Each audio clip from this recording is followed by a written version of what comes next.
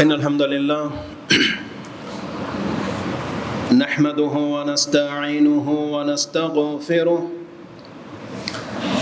ونعوذ بالله من شرور أنفسنا ومن سيئات أعمالنا من يهده الله فلا مضل له ومن يضلله فلا هادي له وأشهد أن لا إله إلا الله وحده لا شريك له وأشهد أن نبينا محمد عبد الله ورسوله صلى الله وسلم وبارك عليه وعلى آله وصحبه أجمعين يا أيها الذين آمنوا اتقوا الله حق تقاته ولا تموتن إلا وأنتم مسلمون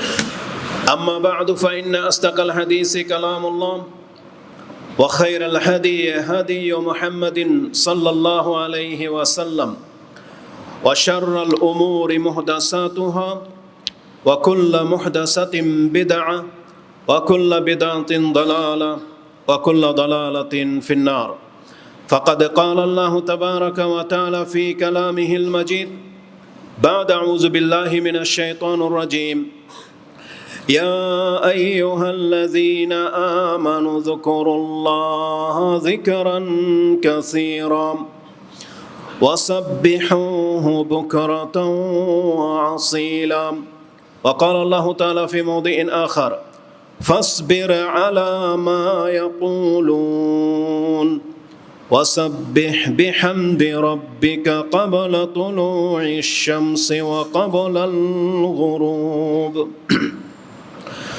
প্রশংসা মাত্র আল্লাহ সুবহানাহু ওয়া তাআলার, যিনি বিশ্ব জগতের একমাত্র মালিক, যার নামে রয়েছে বরকত, যিনি আমাদেরকে সকাল সন্ধ্যায় তাকে স্মরণ করার আদেশ করেছেন, যার মাধ্যমে আমরা যেমন সম্মানিত মর্যাদাবান হতে পারব, তেমনি এই নামগুলোর জপার মাধ্যমে আমরা দুনিয়ার যে কোনো অনিষ্ট থেকে রক্ষা পাব।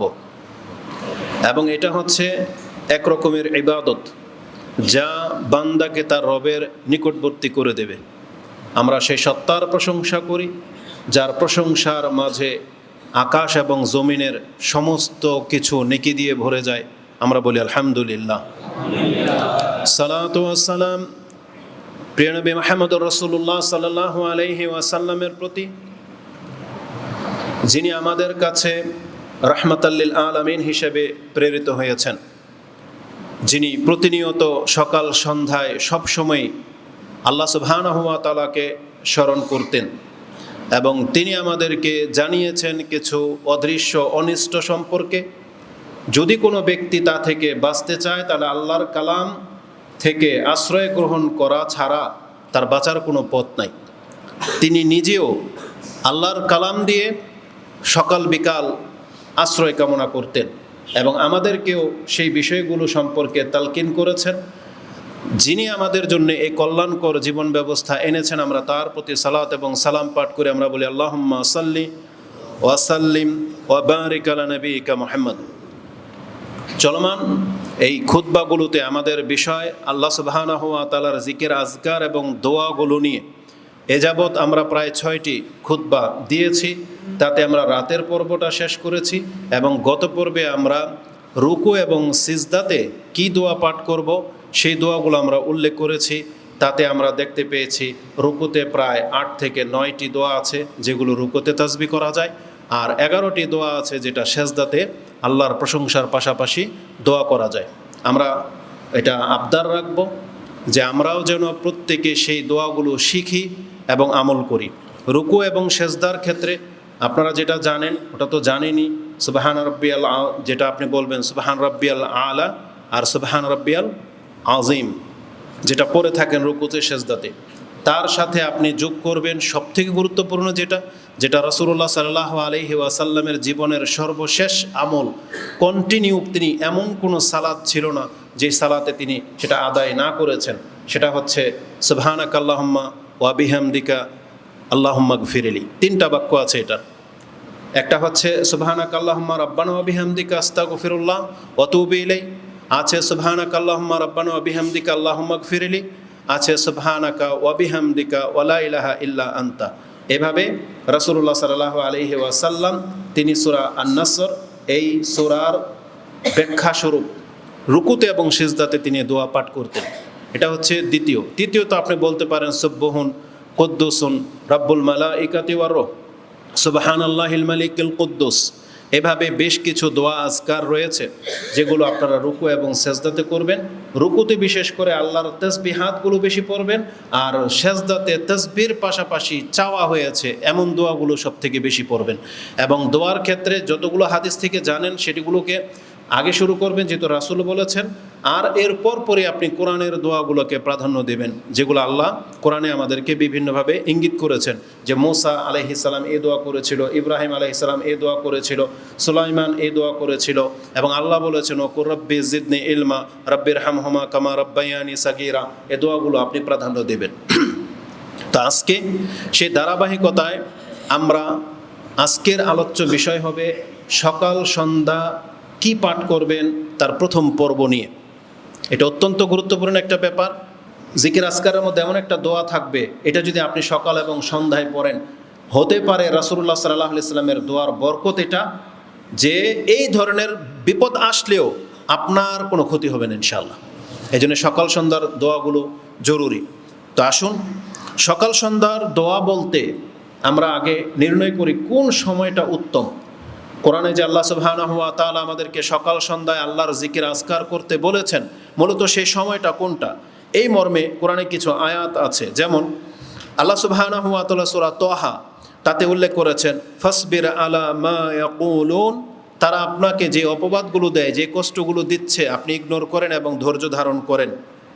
ওয়াসাব্বিহ বিহামদি রাব্বিকা, আপনি আপনার রবের পবিত্রতা এবং প্রশংসা জ্ঞাপন করুন। কখন? ক্বাবলা তুলুই শামসি ওয়া ক্বাবলা গুরুবিহা, সূর্য ডুবে যাওয়া এবং সূর্য উদিত হওয়ার আগেই। ক্বাবলা তুলুই শামস, সূর্য ওঠার পূর্বেই। সূর্য ওঠার পূর্বের এই ওয়াক্তটা কোন ওয়াক্ত? ফজর। আর ওয়া ক্বাবলা গুরুবিহা, সূর্য ডুবে যাওয়ার পূর্বের ওয়াক্তটা কোন ওয়াক্ত? আসর। তার মানে ফজর আর আসর, মানে ফজরের সালাত এবং সালাতের পরে, আসরের সালাত এবং সালাতের পরে ডুবে যাওয়া পর্যন্ত।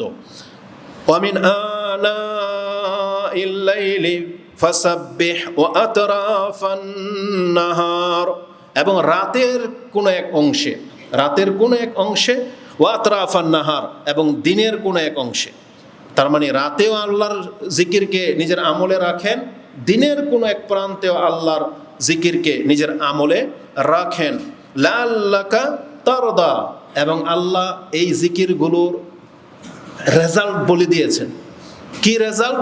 যদি কোনো ব্যক্তি এটা নিজের জন্য করে, যে সে ফজর আসর সালাত আদায় করে, ফজর আসর সালাতের পরে জিকির করে, এবং রাতেও কিছুটা সময় তিনি আল্লাহর জিকিরে কাটায়, দিনের কোনো এক প্রান্তে কাটায়, আল্লাহ বলেছেন এটার সাবাব হলো লাআল্লাকা তারদা, হতে পারে এই কর্মের কারণে আল্লাহ তোমার উপরে সন্তুষ্ট হয়ে যাবেন। তার মানে কেউ যদি আল্লাহর কাছে সন্তুষ্টভাজন ব্যক্তি হতে চান, পছন্দনীয় ব্যক্তি হতে চান, যে আপনি চান যে আল্লাহ আমার উপরে সন্তুষ্ট হয়ে যাক, তাহলে আল্লাহর স্মরণ ছাড়া বিকল্প কোনো পথ নাই। এই আয়াতের বিভিন্ন তাফসির করা হয়েছে। একটা মুখ্য তাফসির হলো, এখানে উদ্দেশ্য হচ্ছে ফজরের সালাত এবং আসরের সালাত, কারণ সালাতেই হচ্ছে তাসবিহ। তাসবিহ যেখানেই কোরআনে ব্যবহার করা হয়েছে তার মানেই হলো সিজদা মানে সালাত, তাসবিহ মানে সালাত, মানে 2 রাকাত নামাজকে বোঝানো হয়েছে। সেটা আপনি ফরজ হোক বা নফল হোক বা সুন্নত হোক, নামাজ উদ্দেশ্য। তাহলে এখানে যেহেতু মানে নির্দিষ্টভাবে বলেই দিয়েছেন আল্লাহ সূর্য ওঠার আগে এবং সূর্য ডোবার আগে, তার মানে ফজরের সালাত এবং আসরের সালাত। যেমন এই মর্মে একটা হাদিস ইমাম বুখারী রাহিমাহুল্লাহ কোট করেছেন। জারির ইবনে আব্দুল্লাহ তিনি বলতেছেন যে কুন্না ইনদান নবী সাল্লাল্লাহু আলাইহি ওয়াসাল্লাম, আমরা রাসূলুল্লাহ সাল্লাল্লাহু আলাইহি ওয়াসাল্লামের কাছে উপস্থিত ছিলাম। এই যে নাজারা ইলাল কামার লাইলাতাল বদরি, তিনি পূর্ণিমার চাঁদে তখন চাঁদের দিকে তাকালেন এবং বললেন ফাকাল আমা ইন্নাকুম সাতারাউনা রাব্বাকুম কামা তারাউনা হাযা লা তুদাম্মুনা ফি রুয়াতিহি, এই যে তোমরা চাঁদকে দেখতে পাচ্ছ আজকে বিনা দ্বিধায় বিনা কষ্টে স্পষ্ট সবার নজরে চাঁদটা চলে আসছে, কেউ হুড়োহুড়ি লাগতেছে না, কেউ কাউকে সরাতে হচ্ছে না, স্পষ্ট মাথার উপরে চাঁদটা ভেসে উঠছে। ঠিক অনুরূপ কিয়ামতের মাঠে তোমরা তোমাদের রবকে এইভাবে স্পষ্ট নিজের চোখে দেখতে পাবে। এটা বলার পরে রাসূল সাল্লাল্লাহু আলাইহি ওয়াসাল্লাম বলেছেন, তার মানে এটা কত বড় মর্যাদা। এটা বলার পরে বলেছেন, কে সেই ব্যক্তি যে এটা হচ্ছে পছন্দ করো যে আমি আমার রবকে আমার চোখে দেখতে চাই। ফাইন ইসতাতাতুম, তাহলে যতদূর সম্ভব, আল্লাহ তুগলাবু আলা সালাতিন ক্বাবলা তুলুইশ শামসি ওয়া ক্বাবলা গুরুবিহা, তাহলে সেই ব্যক্তি যেন কখনো এটা অপারগ না হয়ে যায় যে তার ফরজ নামাজ ফজর এবং আসর ছুটে যাবে, এটা যেন কোনো অবস্থাতে তার দ্বারা না ঘটে। রাসূলুল্লাহ সাল্লাল্লাহু আলাইহি সাল্লাম বলেছেন ফাফআলু, তার মানে তাহলে তুমি এটা করো। তার মানে তুমি যদি অপারগ না হয়ে গিয়ে থাকো, অপারগ কি? একটা মানুষ ঘুমিয়ে গেছে, সজাগ পায়নি, অপারগ, ভুলে গেছে, এটা অপারগতা। এমন জায়গায় তাকে পুশ করে ফেলে রাখা হয়েছে অচেতন অবস্থায়, এটা তার অপারগতা। কিন্তু আমি আর আপনি অপারগ নই। আল্লাহ আমাদেরকে সুস্থ রেখেছেন, অ্যালার্ম বাজে, ঘরে জাগিয়ে দেওয়ার মতন ব্যক্তিরা আছে, রাত্রে তাড়াতাড়ি আপনাকে শুইতে বলা হয়েছে, আপনি এখন সজাগ, মাঠে ঘাটের ব্যস্ততা নাই, কোনো ব্যস্ততা নামাজ থেকে আপনাকে ফারেক করতে পারবে না। এই টাইপের লোক হচ্ছে আমরা। আল্লাহ বলেছেন, রাসূলুল্লাহ সাল্লাল্লাহু আলাইহি সাল্লাম বলেছেন, যার পক্ষে সম্ভব, এটা তার এমন কোনো পরিস্থিতি ঘটে নাই যে তার আসরের সালাত এবং ফজর ছুটে যাবে, ফাফআল, তাহলে তুমি গুরুত্বের সাথে এই দুইটা সালাত আদায় করো। কেন? যেই ব্যক্তি ফজর এবং আসর নিয়মিত সময় মতো আদায় করে, সে তার রবকে সচক্ষে দেখতে পাবে। এটা অনেক বড় একটা ব্যাপার। আর এই কথাটা বলে দিয়ে রাসূলুল্লাহ সাল্লাল্লাহু আলাইহি সাল্লাম ওই আয়াতটা তেলাওয়াত করে শুনিয়েছেন, যেটা সূরা তাহা 20 নম্বর সূরা 130 নম্বর আয়াতে আছে, যে সুম্মা ক্বালা ওয়াসাব্বিহ বিহামদি রাব্বিকা ক্বাবলা তুলুইশ শামসি ওয়া ক্বাবলা গুরুবিহা। তখন তিনি এই আয়াতটা পাঠ করে শোনালেন যে আল্লাহ বলেছেন, তোমরা তোমাদের রবের পবিত্রতা এবং প্রশংসা করো সূর্য ডোবার আগে, সূর্য ওঠার আগে। তার মানে এই আয়াতের ব্যাখ্যা শুধু মূলত ফজরের সালাত এবং আসরের সালাত। ইমাম বুখারী রাহিমাহুল্লাহ তিনি তার কিতাবের মধ্যে মাওয়াকিতাস সালাহ, নামাজের ওয়াক্তের মধ্যে এই হাদিস এনেছেন এবং তিনি পর্ব করেছেন ফদলি সালাতিল ফজর, ফজরের নামাজের মর্যাদা সম্পর্কে। তার মানে ফজরের নামাজের মর্যাদা প্রমাণ করতে গিয়ে তিনি এই হাদিস এনেছেন। হাদিস নাম্বার হচ্ছে 577, 573, 573। এর মানে এখানে তাসবিহ বলতে সালাতকে উদ্দেশ্য করা হয়েছে। এর দ্বিতীয় ব্যাখ্যা এটাও হাদিসে আছে, যেটা আমরা ঘাটলাম এবং পেলাম। আনাস রাদিয়াল্লাহু তাআলা আনহু তিনি বলেন, ক্বালা রাসূলুল্লাহ সাল্লাল্লাহু আলাইহি সাল্লাম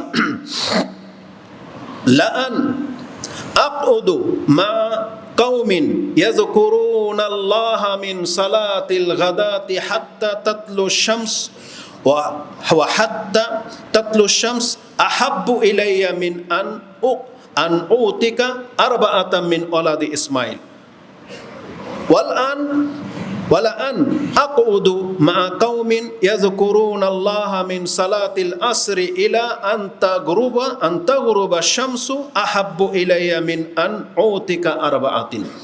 এটা আবু দাউদ কোট করেছেন হাসান সনদে 3666-তে এই হাদিসটা রয়েছে, 3667। রাসূলুল্লাহ সাল্লাল্লাহু আলাইহি ওয়াসাল্লাম বলেছেন, আমি পছন্দ করি ইসমাইল আলাইহিস সালামের বংশের 4টা গোলাম আজাদ করা থেকেও আমার কাছে যেটা বেশি পছন্দনীয়, যে যারা আসরের সালাত আদায় করার পর সূর্য ডোবা পর্যন্ত আল্লাহর জিকির করে এবং যারা ফজরের সালাতের পর সূর্য ওঠার আগ মুহূর্ত পর্যন্ত আল্লাহর জিকির করে, আমি তাদের একজন হই। রাসূল বলতেছেন, আমি তাদের সাথে থাকাটাকে পছন্দ করি 4টা গোলাম আজাদ করে দেওয়ার চাইতেও এটা বেশি ফজিলতপূর্ণ। তার মানে এখানে সময়টা কি বলে দেওয়া হয়েছে, হাত্তা তাতলু শামসু, সূর্য উদিত হওয়ার আগ পর্যন্ত, মানে ফজরের সালাত পড়েছেন, এখন আপনি জিকির আজকার করবেন কতক্ষণ পর্যন্ত? সূর্য উদিত হওয়া পর্যন্ত। তাহলে বোঝা যাচ্ছে যে এটা হলো সাবাহ, মানে এটাই উদ্দেশ্য করা হয়েছে কোরআন এবং হাদিসে। এটা হচ্ছে আল্লাহকে জিকির করার সবচেয়ে উত্তম অবস্থা, এটাকেই বলা হয় সকাল। আর আসরের নামাজের পর থেকে নিয়ে সূর্য ডুবে যাওয়া পর্যন্ত এটাকে বলা হয়েছে আসর অথবা মাগরিব, এটাই হলো সন্ধ্যা, এটাই হলো বিকাল। তারপরে মাগরিব হয়ে যায়, এটা হচ্ছে মাগরিবের পূর্ব মুহূর্ত, এটাই আমাদের বাংলা ভাষায় বিকাল বলা হয়, আর এটা আরবি ভাষার অনুযায়ী এটা হচ্ছে সন্ধ্যা। তার মানে সকাল সন্ধ্যা বলতে ফজরের নামাজ থেকে সূর্য ওঠা পর্যন্ত, আর আসরের সালাতের পর থেকে মাগরিব হওয়া পর্যন্ত এটা হলো বিকাল বোঝায়, তাহলে সকাল সন্ধ্যার দোয়াগুলো প্রত্যেককে উচিত এই সময়তে পুরা করে নেওয়া। রাসূলুল্লাহ সাল্লাল্লাহু আলাইহি ওয়াসাল্লাম তিনিও এই সময়টাতেই জিকির করা পছন্দ করতেন। যেমন জাবের ইবনে সামুরা তিনি বলতেছেন, আন্না নবী সাল্লাল্লাহু আলাইহি ওয়াসাল্লাম কানা ইযা সাল্লাল ফাজরা, তিনি যখন ফজরের সালাত আদায় করতেন, জালাসা ফি মুসাল্লাহু, তিনি তার মুসাল্লাতেই বসে থাকতেন, হাত্তা তাতলু শামসু হাসানান, যতক্ষণ পর্যন্ত সূর্য স্পষ্ট প্রকাশ না পেয়ে যেত। তার মানে রাসূলুল্লাহ সাল্লাল্লাহু আলাইহি সাল্লাম ফজরের সালাতের পরে তিনি এভাবেই বসে থাকতেন, সূর্য ওঠা পর্যন্ত অপেক্ষা করতেন। আর এই বসাটা নিছক কোনো বসা ছিল না, এই সময় প্রয়োজনীয় অনেক কথাবার্তাই তিনি বলতেন এবং আল্লাহ সুবহানাহু ওয়া তাআলার এই জিকির আজকার দিয়ে এই সময়টাতে কাটাতেন। তাহলে এটা হচ্ছে সব থেকে উত্তম সময়। এই হাদিস ইমাম মুসলিম কোট করেছেন, 1412-তে আপনি পেয়ে যাবেন। তিরমিজিতে হাদিসটি 585-তে রয়েছে এবং এই হাদিসের মধ্যে এমন কিছু তথ্য আছে যে আনাস রাদিয়াল্লাহু তাআলা তিনি বলেন যে রাসূলুল্লাহ সাল্লাল্লাহু আলাইহি ওয়াসাল্লামের সামনে আমরাও বসা থাকতাম এবং জাহিলিয়াতের যুগে আমরা যে অজ্ঞতা মূর্খামিগুলা করেছি সেগুলো রাসূলুল্লাহ সাল্লাল্লাহু আলাইহি ওয়াসাল্লামের সামনে পেশ করতাম আর একজন আরেকজনকে মস্করা করে হাসাহাসি করে একজন আরেকজনের গায়ে লুটিয়ে পড়তাম। রাসূল সাল্লাল্লাহু শুনে মুস্কি মুস্কি হাসতেন। কি বলতেন তারা একজন বর্ণনা করতেন যে আমরা কতটা অজ্ঞ ছিলাম, নিজের হাতে নিজের মাবুদ বানাইতাম, লগে করে বয়ে বেড়াইতাম, খেজুর আর ছাতু দিয়ে বানাইতো। যখন মানে কতটা চালাক লোক ছিল দেখেন, একটা পাথরের মূর্তি মানে অতিরিক্ত বোঝা, এই জন্য নিজের খাদ্য তো বয়ে নিতেই হবে, ওই খাদ্যটাকে মূর্তি বানাইতো দেবতা। তো যেখানে তার প্রয়োজন হইতো এটাকে সামনে রেখে হিন্দুদের মতো একটু নমস্কার করতো, আবার পথ চলতো, যখন খিদা লাগতো তখন হাত ভাঙতো। এখন হাতের আর প্রয়োজন নাই, হাত ভেঙে খেয়ে নিত, কারণ এটা খাবার তো। আবার কিছুদিন পর গিয়ে আরেকটা হাত ভাঙতো, তারপরে এভাবে পুরা মূর্তিটাকে ভেঙে মাথা টাথা সব খেয়ে ফেলতো, নিজের মাবুদকেই খেয়ে ফেলতো। তো তারা আসলে যারা মুশরিক হয়, যাদের আকল নাই, যেমন আমরা মুসলিমরা হিন্দুদের কীর্তিকলাপ দেখে হাসি না, যে ওরা গরুকে মা বলে, গরুর মায়ের প্রস্রাব খায়, আস্তাগফিরুল্লাহ। তো কথা হচ্ছে যে এগুলো হাস্যকর ব্যাপার। ওরা গরুর থেকে বরকত নেওয়ার জন্য গরুর নিচে শুয়ে থাকে, আর ওই গরুকে আমরা জবাই করে খেয়ে ফেলি। মানে বিষয়টা হাস্যকর না? মুশকিল। তাহলে যারা আকল নাই, মানে যাদের ব্রেন লক হয়ে গেছে, তারা মানে উদ্ভট সব কাজ করবে, ব্যাংকে মাবুদ মনে করে। এগুলো একটা হাস্যকর না? তাহলে যেই ব্যক্তি একটা ব্যাঙের মাবুদ যে ছিল, ব্যাংকে মাবুদ বলতো, ও যদি ইসলাম গ্রহণ করে ও হাসবে না কথা মনে পড়লে? যে মানুষ কত মূর্খ ছিল। আমরা মাঝে মাঝে আমাদের মূর্খামিগুলো মাঝে মাঝে স্মরণ হলে হাসি ও দুঃখ হয়। কুরবানির সময় আপনি বহু মূর্খামি করেছেন, রক্ত নিয়ে একজন আরেকজনের গায়ে লাগিয়েছেন, রক্ত থেকে আপনি বরকত হাসিল করার জন্য ওই জবা করা প্রবাহিত রক্তের মধ্যে আপনি পা ভিজিয়েছেন। এটা আমাদের পাঠানটলি অঞ্চলের মধ্যে এখনো মূর্খরা করে। আরও মূর্খামি আমরা নেটে দেখেছি, কোনো এক পীরের মুরিদ এই রক্ত প্রবাহিত রক্তকে বলের মধ্যে নিয়ে রাখে, প্রত্যেক মুরিদরে কাপ দিয়ে একডুক করে খাওয়ায়। হ্যাঁ, আমি আর আপনি আসলে এই যে দেখেন আমাদের অবস্থাটা দেখেন। তা আল্লাহ সুবহানাহু ওয়া তাআলা 7 আকাশের উপর থেকে আমাদের এই মূর্খামিগুলো দেখে যাচ্ছেন, তারপরও আল্লাহ আমাদেরকে রহমত করে সুযোগ দিয়েছেন, দেখে বান্দাগুলো তওবা করে ফিরে আসে কিনা। এটা আল্লাহ সুবহানাহু ওয়া তাআলার অনেক বড় একটা অনুগ্রহ। তাহলে আমাদের মূর্খামি পেশ করতে থাকলে সাহাবীদের চাইতে কম না। তাহলে তারা এই মূর্খামিগুলা পেশ করতো আর বলতো কতটা অজ্ঞ ছিলাম আমরা, নিজের হাতে মূর্তি বানায় নিজে মূর্তিটাকে ভেঙে খেয়ে ফেলতাম। এটা খুব বিস্ময়কর। তো এই হাদিস কেন এতটুকু কথা বললাম, প্রয়োজনে কেউ এখানে বসে জিকিরও করবে, লং টাইম যেহেতু 1 ঘন্টার ব্যাপার, 1.5 ঘন্টা, তাহলে সে তখন তার ব্যক্তিগত এইসব বিষয়গুলো, শিক্ষণীয় বিষয় যেগুলো দুনিয়াবিও অন্তর্ভুক্ত, এই কথাগুলো বলা জায়েজ, বলতে পারবে। অশ্লীল, ফাহেসা বা গীবত এইসব কিছু না হলেই হয়, জায়েজ যে কোনো কথা। কিন্তু আমাদের বাংলার মসজিদগুলোতে কি লেখা থাকে? দুনিয়াবি কথা বলে মসজিদে বলা নিষেধ। কেন? একজন মুসলিম যে কথা মসজিদে বলতে পারবে না, ওটা তার বাইরে বলাও জায়েজ নেই। যেই কথা আপনি মসজিদে বলতে পারবেন না, ওটা আপনার বাইরে বলাও জায়েজ নেই। কারণ মুসলিম, রাসূল কি বলেছেন? মান কানা ইউমিনু বিল্লাহি ওয়াল ইয়াউমিল আখির ফালিয়াকুল খায়র আও লিয়াসমুত। একজন ব্যক্তি আল্লাহ এবং পরকালে বিশ্বাসী, সে তার জবান দিয়ে হয় ভালো কথা বলবে, না হয় চুপ থাকবে। এটা কি শুধু মসজিদে নাকি যে কোনো জায়গায়? যে কোনো জায়গায়। কিন্তু আপনাকে শিক্ষা দিয়ে দেওয়া হয়েছে মসজিদে গীবত করা যায় না, তো মসজিদে ভোট চাওয়া যায়, তাই না? মেম্বরে উঠে ভোট চাওয়া যায়। তাহলে এরাই এদের ফতোয়া মানে না। আলা কুল্লি হাল। তো কথা হচ্ছে যে রাসূলুল্লাহ সাল্লাল্লাহু আলাইহি সাল্লাম তিনি ফজরের নামাজ পড়ে তিনি জিকির আসকারে লিপ্ত থাকতেন এবং সূর্য ওঠা পর্যন্ত। তাহলে এই দুইটা হাদিস দিয়ে আমি প্রমাণ করতে চেয়েছি সকাল এবং সন্ধ্যার জিকির বলতে ফজর থেকে নিয়ে সূর্য ওঠা পর্যন্ত, আর আসর থেকে নিয়ে মাগরিব পর্যন্ত। এখন কেউ যদি কোনো কারণে ভুলে যায়, সূর্য উঠে গেল, এমন সময় তার ঘুম ভেঙেছে, ফজরের নামাজে 10 মিনিট বাকি আছে, সে কি করবে? দ্রুত অবশ্যই ফজর পড়বে। তো ফজর পরে তার আর এই ওয়াক্তটা পার হয়ে চলে গেল, কি করবে? এই ক্ষেত্রে যে কোনো ব্যক্তি দিনের আজকারগুলো সে দুপুর পর্যন্ত যখন তার স্মরণ হবে পড়তেই থাকবে, দুপুরের মধ্যে সে পড়ে শেষ করবে। বিকালের জিকির রাতে ঘুমানো পর্যন্ত যখন তার স্মরণ হবে, শুয়ে শুয়ে হলেও তার উচিত রাতের জিকিরগুলো পড়ে নেওয়া, কারণ এটা এতটা গুরুত্বপূর্ণ। আপনি যখনই বাক্যগুলো উচ্চারণ করে নেবেন তখন তারপর থেকে প্রতিক্রিয়া শুরু হয়ে যাবে, মানে ডিফেন্স, সাপোর্ট, অনিষ্ট থেকে রক্ষা তখন থেকে শুরু হয়ে যাবে, কারণ জিকিরের সাথে এগুলোর সম্পর্ক। আর যতক্ষণ পর্যন্ত আপনি এটা উচ্চারণ না করতেছেন ততক্ষণ পর্যন্ত আপনি সেফ না, নিরাপদ না। আপনার মধ্যে যে কোনো সময় জার্ম, যেটা ভাইরাস, ওই অনিষ্ট, জাদু টোনা, বদনজর লেগে যেতে পারে। আর আপনি যদি যখন এটা উচ্চারণ করে ফেলবেন তারপরে আপনার দেহের সাথে একটা আভ্যন্তরীণ বা এমন একটা অন্তরাল হয়ে যাবে যে ওই ব্যাকটেরিয়াগুলো, ওই জার্ম বা ওই অনিষ্ট আপনার পর্যন্ত আসতে পারবে না, সেটা বাধাপ্রাপ্ত হয়ে যাবে। এই জন্য কোনো অবস্থাতে স্মরণ হলে আপনাকে এগুলো থেকে মুখ ফিরানো উচিত না, গাফেল থাকা উচিত না। কারণ আপনাকে বলি, জিন সংক্রান্ত বিষয়ের রোগী কিন্তু ঘরে ঘরে এখন আমরা দেখতে পাচ্ছি। বহু বদনজরের অনেক অনেক ফোন আসে আমাদের কাছে, যদিও আমরা এই জারফুক করি না, যার ফলে আমরা হয়তো বুঝতে পারতেছেন না, কিন্তু আমরা জানি যে কত মানুষ এই সংক্রান্তে। এটা কোনো হুজুরও বাদ পড়বে না। আপনি ভাববেন না যে আমাদের ঘরে কোরআন চর্চা হয় বা আমরা তো ধার্মিক, আমাদের হয়তো জিন ভূতের আসর করবে না। তার বাস্তব প্রমাণ হচ্ছে মাদ্রাসার ছাত্র যারা কোরআনই পড়ে সারাক্ষণ, ওদেরকে কেন জিন ভূতে চেপে ধরে? এই জন্য আপনাকে বুঝতে হবে, কোরআন পড়লেই যে আপনার অনিষ্ট থেকে মুক্ত তা না, বরং এর জন্য আপনাকে ট্রিটমেন্ট নিতে হবে। এটা আপনার ঔষধের মতো, যার যেই রোগ হয়েছে তাকে সেই অনুপাতে মেডিসিন নিতে হবে। তাহলে সে ঢালাওভাবে ওষুধ খেতে থাকলে কাজ হবে না। এই জন্য কোরআন পড়লেই যথেষ্ট না, বরং কোন আয়াত কখন পড়তে হবে এটাকে আপনাকে প্রয়োগ করা জানতে হবে। তাহলে আসুন আজকে আমরা প্রথম 3টা দোয়া মাত্র উল্লেখ করব, কারণ আমি এই মসজিদের জন্য খুতবাগুলোকে তো টাইমিং মানে সেট আপ করে লিখে আসি। আমি জানি যে 3টা দোয়ার বেশি বলতে পারবো না, তো আমি 3টাই উল্লেখ করব আজকে। তার একটা হলো কোরআন থেকে সর্বপ্রথম, যেটা বেশি জরুরি আপনার এবং যেটা আপনি মুখস্থ জানেন, সেটাকে আগে প্রথম স্মরণ করিয়ে দিই। সেটা হচ্ছে সূরা ইখলাস, ফালাক এবং নাস। এই সূরা ইখলাস, ফালাক, নাস আপনি সকালে 3 বার আর সন্ধ্যায় আপনি 3 বার পাঠ করবেন।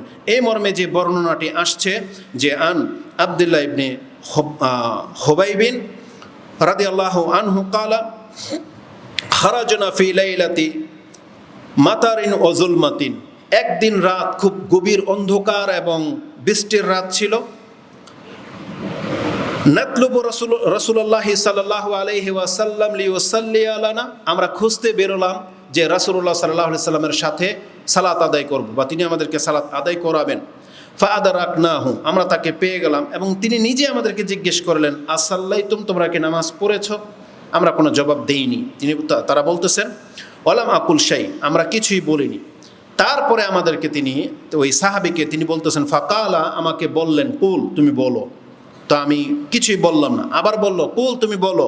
তখন সে বলেছে ফাকুলতু ইয়া রাসূলুল্লাহ মা আকুল, আমি কি বলবো? তখন রাসূলুল্লাহ সাল্লাল্লাহু আলাইহি ওয়াসাল্লাম তাকে বলেছেন, তুমি বলো কুল হুয়াল্লাহু আহাদ ওয়াল মাউইজাতাইনি। তুমি সূরা ইখলাস এবং ফালাক এবং নাস পাঠ করো। এটা রাতের ঘটনা। বলা হয়েছে কখন তুমি পড়বে? হিনা তুমসি, যখন সন্ধ্যা হবে, ওয়া হিনা তুসবিহ, যখন তুমি সকাল। কতবার করে? সালাসা মাররাতিন, 3 বার করে। তার মানে এই হাদিস স্পষ্ট যে সূরা ইখলাস, ফালাক, নাস আমাদেরকে 3 বার করে পড়তে বলা হয়েছে। কখন? সকালে এবং সন্ধ্যায়। এটা পড়লে কি হবে? তাকফিকা মিন কুল্লি শাইইন, তাহলে যে কোনো অনিষ্ট থেকে রক্ষার জন্য যথেষ্ট হয়ে যাবে। তার মানে সূরা ইখলাস, ফালাক, নাসের মধ্যে আল্লাহ এই ক্ষমতা রেখেছেন যে এটা মূলত জারফুকুরি দোয়া, আর এটাই মূলত তাওয়িজ, যেটাকে আমরা বলি না তাবিজ মূলত এটা না। এই যেটা হচ্ছে তামিমা, যেটা আমাদের পীর সাহেব ব্যাখ্যা করে বলে যে এই মূর্খরা ওহাবিরা বোঝে না, তাবিজ আর তামিমা এক জিনিস না। রাসূল তামিমাকে শিরিক বলেছেন, আর তাওয়িজ তো জায়েজ। তাই আপনি যখন এই ভাষাটাকে পার্থক্য করে বললেন, তো জাতিকে এটাও বলে দেন, তাওয়িজ মানে হচ্ছে যেটা দিয়ে আশ্রয় চাওয়া হচ্ছে। তাওয়িজ মানে আল্লাহর কাছে যা দিয়ে আশ্রয় চাওয়া হয়, আর আশ্রয় চাওয়ার জন্যে আল্লাহ নিজেই নাজিল করেছেন সূরা ফালাক এবং নাস। তার মানে আমরা জানি না আসলে তাওয়িজ, যদি কেউ বলে যে তাবিজ ব্যবহার করা যায়, এই তাবিজ কোন তাবিজ? সূরা ফালাক আর নাস। কিন্তু সেটা কি ব্যবহার করার জন্য নাকি পাঠ করার জন্য? তাহলে তাবিজ পাঠ করার জিনিস, তাবিজ পড়ার জিনিস না। কেউ যদি বলে আমি ভাত পড়ি, ভাত কি পড়ার জিনিস? যেমন আমাদের শেখ একটা কথা বারবার বলে, নিয়ত কি পড়ার জিনিস না করার জিনিস? তাহলে নিয়ত করার জিনিস, নিয়ত মুখ দিয়ে পড়ার জিনিস না। ঠিক তেমনি তাবিজ মুখ দিয়ে পাঠ করার জিনিস, তাবিজ গায়ে লটকানোর জিনিস না। আর যদি আপনি লটকান তখন সেটা কি হয়ে যাবে? তামিমা। এটা কি হয়ে যাবে? তামিমা। তখন আপনি নির্দ্বিধায় বলতে পারবেন এই যে তুমি তাবিজ রূপে যেটা লটকাইছো এটা তো তামিমা, আর তামিমা মানে শিরক। স্পষ্ট না কথা? জাতিটাকে এমন একবার বিভ্রান্ত করে দিয়েছে, তারা এটাকে মানে সাধারণ মানুষ বেরিয়ে আসতে পারতেছে না। তাহলে আমরা যদি কোরআন হাদিসের ভাষায় নিই, তাহলে সূরা ফালাক এবং নাস এটা হচ্ছে তাওয়িজ, কোরআনের শিক্ষা তাওয়িজ। আর তাবিজ কি করতে হয়? পাঠ করতে হয়। কি করতে হয় বলেন? পাঠ করতে হয়। এটা লটকানোর জিনিস না, এই জন্য এটা পাঠ করবেন। গায়ে আপনি লটকাবেন, তাহলে এটা আপনি কি করলেন? তাবিজ করলেন না, এটা কি করলেন? তামিমা করলেন। আর তামিমা ইসলামে জায়েজ নাই, এটাকে আপনি মাথায় রেখেন। তো রাসূলুল্লাহ সাল্লাল্লাহু আলাইহি ওয়াসাল্লাম বলেছেন যে সূরা ইখলাস, ফালাক, নাস তিনবার করে পড়লে কোনো ক্ষতি তাকে স্পর্শ করতে পারবে না। এটা আবু দাউদ কোট করেছেন 5082, তিরমিজিতে হাদিসটি 3575, মানে 35-75 রয়েছে। এই তিনবার পাঠ করা সম্পর্কে কয়েকটা পার্থক্য আছে। প্রথম পার্থক্য হচ্ছে রাতে বিছানার আমলের সাথে। আমরা বলেছিলাম, এই খুতবা এই মসজিদে হয়েছে কিনা জানি না, বিছানায় সূরা ফালাক, নাস, ইখলাস কয়বার করে পড়তে হয়? 3 বার। তাহলে ওখানেও 3 বার, সকাল বিকালেও 3 বার। পার্থক্য একটা আছে, পার্থক্য হলো ওখানে হাতের মধ্যে থুতকার দিতে হয়, থুতকার দিয়ে গায়ে মাসা করবেন, কিন্তু সকাল সন্ধ্যা এটার করার প্রমাণ নাই। শুধুমাত্র হাতে থুতকার দিয়ে এটা করবেন শুধু বিছানায়, অন্য কোনো অবস্থাতে এটা চলবে না। সকাল সন্ধ্যা এটা করা লাগবে না। আরেকটা পার্থক্য হলো সকাল সন্ধ্যায় পাঠ করতে হয় কয়বার? 3 বার। আর প্রত্যেক নামাজের পরে কয়বার? 1 বার করে। এটা মাথায় রাখেন। তাহলে ফরজ নামাজ আদায় করে নিলেন, এখন কয়বার পড়বেন? 1 বার করে। ফজরের নামাজ আদায় করলেন, জিক্রু বাদাস সালা, নামাজের পরের যে জিকির আজকারগুলো আছে তাতে সূরা ফালাক, নাস, ইখলাস পাঠ করার প্রমাণ আছে কয়বার? 1 বার। তাহলে 5 ওয়াক্তে কয়বার হয়ে গেল? 5 বার। আর সকাল সন্ধ্যায় 3 বার করে, বুঝছেন? আর রাতে 3 বার। তার মানে সূরা ইখলাস প্রতিদিন একজন ব্যক্তি চাইলে কয়েকবার পাঠ করা হয়। 5 ওয়াক্তে নামাজের পরে 5 বার হইল, সকালবেলা 3 বার, 8 বার, রাতে 3 বার, 11 বার। আর রাতে যদি কোনো ব্যক্তি এমনিতেই 1 বার সূরা ইখলাস পাঠ করে, তাহলে তার আমল নামায় কয় পারা কোরআন পড়ার নাকি? 10 পারা। মনে না এটা? ওই যে বলেছিলাম রাতের আমলের মধ্যে বলছে রাসূলুল্লাহ সাল্লাল্লাহু আলাইহি ওয়াসাল্লাম, আয়াজিজু আহাদুকুম আন তাকরা ফি লাইলাতিন সুলুসাল কোরআন, তোমরা কি রাতের কোনো অংশে 10 পারা কোরআন পড়তে অপারগ? তখন বলছে কাইফা ইয়াকরাউনা ফিল লাইলি সুলুসাল কোরআন, ইয়া রাসূল এটা কিভাবে সম্ভব? প্রত্যেক রাতে আমরা 10 পারা করে কোরআন পড়ব। তখন রাসূল বলেছেন কুল হুয়াল্লাহু আহাদ তা'দিলু সুলুসাল কোরআন, আল্লাহ সূরা ইখলাসকে কোরআনের 3 ভাগের 1 ভাগের মর্যাদা দিয়ে দিয়েছেন। তাহলে এটা মিস করবেন না। তাহলে এটা হচ্ছে পার্থক্য 3 বারের, যে রাতে বিছানায় 3 বার পড়বেন আর সকাল সন্ধ্যায় 3 বার। অনেকে মিস্টেক করে ফেলেন, অনেকে মনে করে যে ফজরের নামাজের পরে 3 বার। না, ফজরের নামাজের পরে 3 বার না, এটা নামাজের সাথে রিলেটেড 1 বার, আর সকালের দোয়া হিসেবে 3 বার। আসরের নামাজের পরে 1 বার, মাগরিবের নামাজের পরেও 1 বার, আর বিকালের দোয়া হিসেবে 3 বার। চাইলে আপনি সেটা আসরের নামাজের পরেও পড়তে পারেন, চাইলে সেটা আপনি মাগরিবের নামাজের জিকিরের পরেও পড়তে পারেন। কিন্তু আপনাদের মিস্টেকটা কেন হয়? কারণ অধিকাংশ মানুষ মাগরিবের পরেই গিয়ে সন্ধ্যার দোয়া যখন পড়ে, এই জন্য মিস্টেকটা হয়। না, আপনাকে বিকালের দোয়াগুলো আসরের নামাজের পরের জিকির আজকার শেষ, তখন আপনি ফারেগ হয়ে গেছেন, এখন মাগরিব পর্যন্ত বিকালের দোয়াগুলো আপনি আদায় করে নেন। তাহলে এই হাদিস থেকে যেটা আমরা জানলাম সেটা হচ্ছে সূরা ফালাক, নাস, ইখলাস 3 বার করে পড়তে হয়। এটার একটা গুরুত্বপূর্ণ মর্যাদা সম্পর্কে আপনাকে তালকিন করে দিই, যে রাসূলুল্লাহ সাল্লাল্লাহু আলাইহি ওয়াসাল্লাম সম্পর্কে বলা হয়েছে, عن أبي سعيد الخدري قال كان رسول الله صلى الله عليه وسلم يتعوذ من الجن وعين الإنس।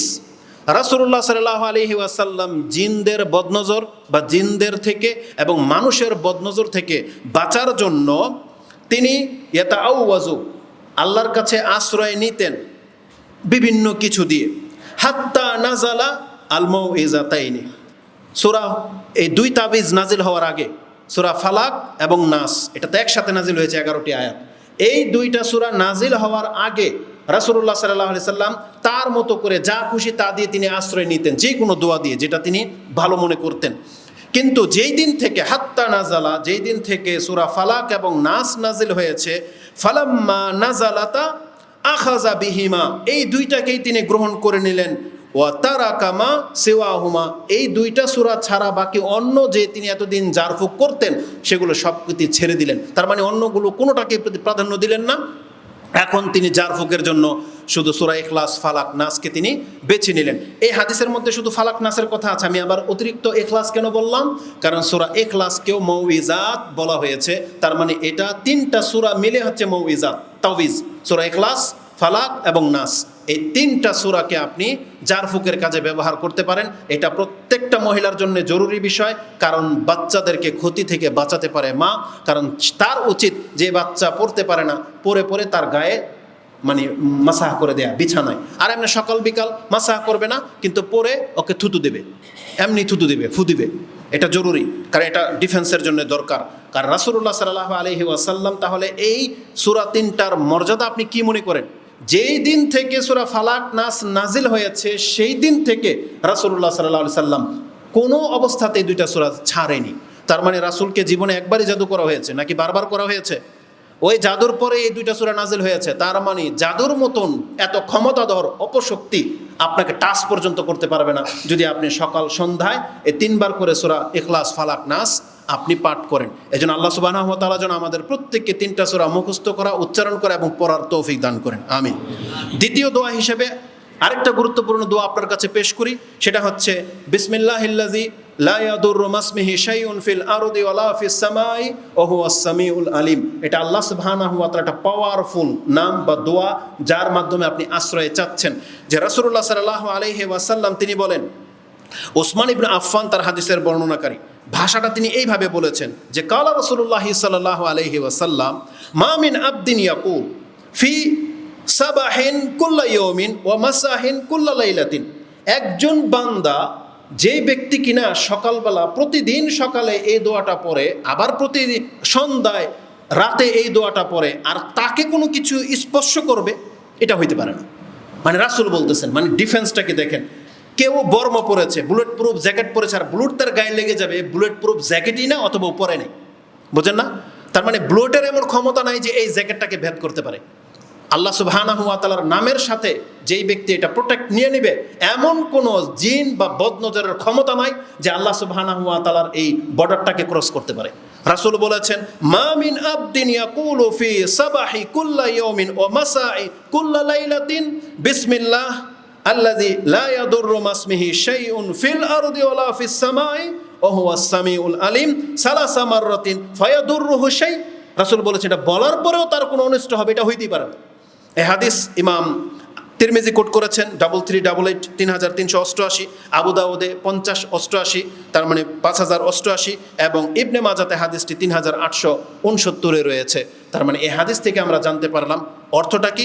বিসমিল্লাহ হিল্লাজি বা বিসমিল্লাহ হিল্লাজি, আমি সেই সত্তার নাম নিয়ে শুরু করতেছি, লা ইয়াদুররু মাসমিহি শাইউন, যার নাম নিয়ে কোনো কিছু বললে এমন কোনো কিছু নাই, ফিল আরদি ওয়ালা ফিস সামাই, না জমিনে না আকাশে, মানে শাইউন মানে আমাকে ক্ষতি করতে পারে, জমিনেও নাই আকাশেও নাই। তিনি কে?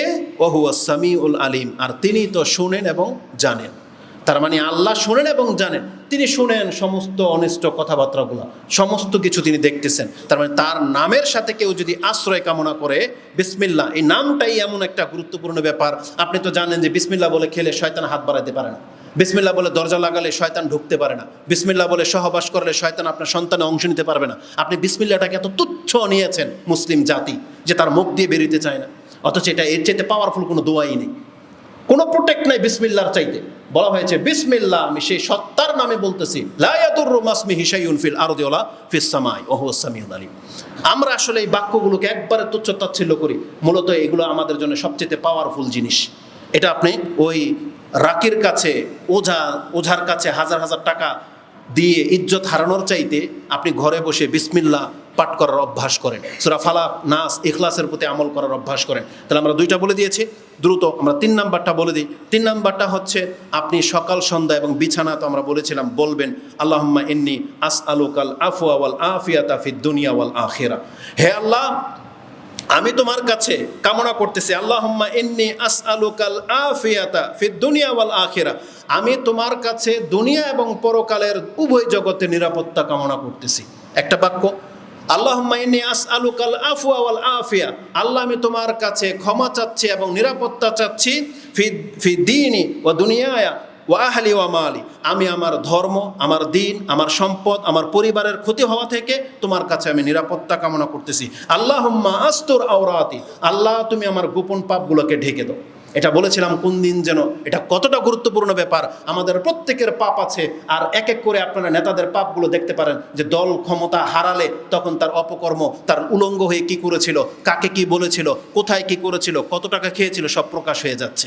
আপনিও কি চান আপনারা আমার এগুলো প্রকাশ পাক? আপনারা কি চান এটা প্রকাশ পাক? তার মানে আমাদের প্রত্যেকেই কিন্তু আমরা পাপী। এই জন্য আপনি সকাল সন্ধ্যায় আল্লাহকে কি বলবেন? আল্লাহুম্মা আস্তুর আওরাতি, আল্লাহ তুমি আমার লজ্জাস্থান এবং আমার লজ্জাজনক যতগুলো বিষয় আছে আল্লাহ এগুলো তুমি ঢেকে দাও।